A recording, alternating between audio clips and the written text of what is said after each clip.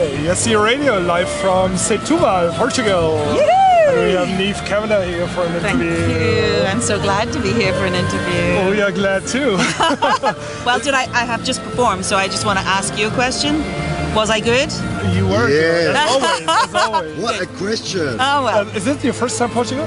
Yes, it is my very first time in Portugal, and I tell you, I am totally loving it. And, you know, for years they've been inviting, and because I've been working, and I was always very upset that I couldn't come. So this year I actually kept the date free from last year. I said I'll keep that weekend. Now I could only come today, which I was a bit sad about because I was working last night on the Late Late Show with Johnny Logan, Linda Martin, Dana, Paul Harrington and Charlie McGettigan and myself. We're doing a tour in October and we're hoping to go out. We're doing 10 dates around Ireland and then we're maybe going to move out into Europe next year, hopefully. And I bet they envied you when you told them that you would go to Portugal. Yes, they were all green. It was lovely. I really liked it, and it wasn't because they were Irish either. So that means you don't know Lisbon? No, and I'll tell you, but I have to say I was so blown away even driving in today because I was so excited. I was texting my husband going, you have to see this city. It is so beautiful. We are coming back to the city as a family because the boys will love it. The bridge across, you know, I could see I'll call it the Golden Gate Bridge. I'm sure there's an official name and I don't know it, but I'll learn Portuguese before I come next time. But you know, and then obviously the statue. You want to see the statue. You want to do the whole thing. And I just, you know, when you get a sense, because I've been in a lot of cities, but when you come into a city and it feels like home, and you feel the same energy and the excitement that you feel when you go into your own cities or you know cities that you love, then if you get that instantly with a city, you know you're going to really want to come back. So that's my plan. So let's have some Eurovision talk. Yes, Eurovision. What, really? Eurovision talk? Yeah, why not? Eurovision, why not? Okay. So last time we met was in Munich, at the Munich Convention. Maybe you remember that? I loved it. It was so fun. Yeah, it was lots of fun. And that was actually, I think it was 2011. Yes, exactly, in January. Yeah. So that was before the Jedward adventure for Ireland, the first Jedward adventure for Ireland. Oh. Now we had two meanwhile. Yes. I'm waiting for the third one. Are we done with Jedward yet? Well, that was my question. That's my question for you. I don't know. I don't know. I don't know if they plan to come back next year. There hasn't been any talk about it, so I don't know. So did you watch both Eurovisions? Of course. I watch Eurovision every year. I have done since I was no age.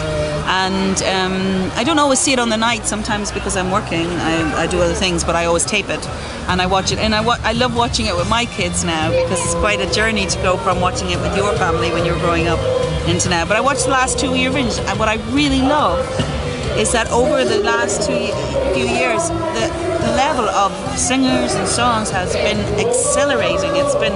There were so many brilliant songs in this year. I would have found it difficult to pick myself, although Euphoria was excellent, you know. But I mean, the Jedwards, whether they'll come back. How did you feel about the first time and the second time?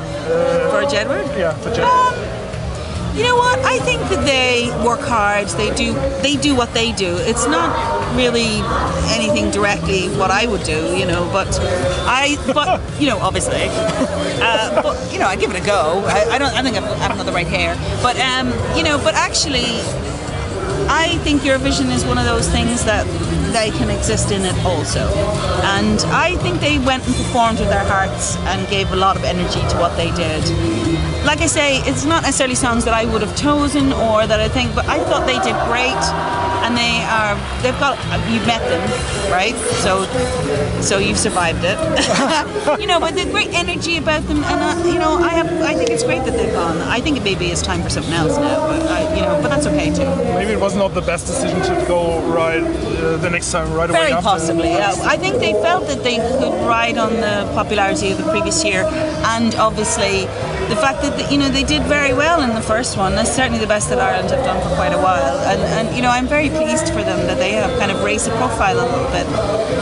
But you're right, it's 2 years in a row is not necessarily the right thing to be doing. But if we take a broader view now, as Jedward performing for Ireland now twice with a very different style from what we were used over many years. So do you think this might be a change for Ireland? No, I think Ireland will always have that essence of the singers and the song. You know, that's a big deal for Ireland. I think Ireland struggles a little bit because they're a bit nonplussed about what's happening. They don't understand perhaps why they're not doing better sometimes. They keep asking, well, I certainly get the question many times about, what do we need to do to win? But my question is, what do you need to do to be proud of what's on the stage? Because nobody knows how to win these days. You don't know what's going to ignite the voters to kind of ring and vote for you. I love that Eurovision is wide and varied, and I think Ireland will bring it to the plate every year in some form or other.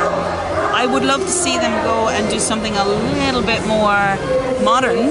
I'd love to see that, because actually Ireland are very creative and innovative when they really focus. I think the struggle we have sometimes is getting people who do that kind of innovation to take the Eurovision seriously enough as a platform, which is a shame, because actually getting an opportunity to sing in front of 300 million people and represent your country is a magnificent thing, and the quality of Eurovision cannot be denied. I appreciate that sometimes it's associated with some novelty and some whatever, but really, when you look at what's happening in the Eurovision and the quality of the songs and the relevance it has in the real world, why would you not want to be on that stage? Of course. That's my belief.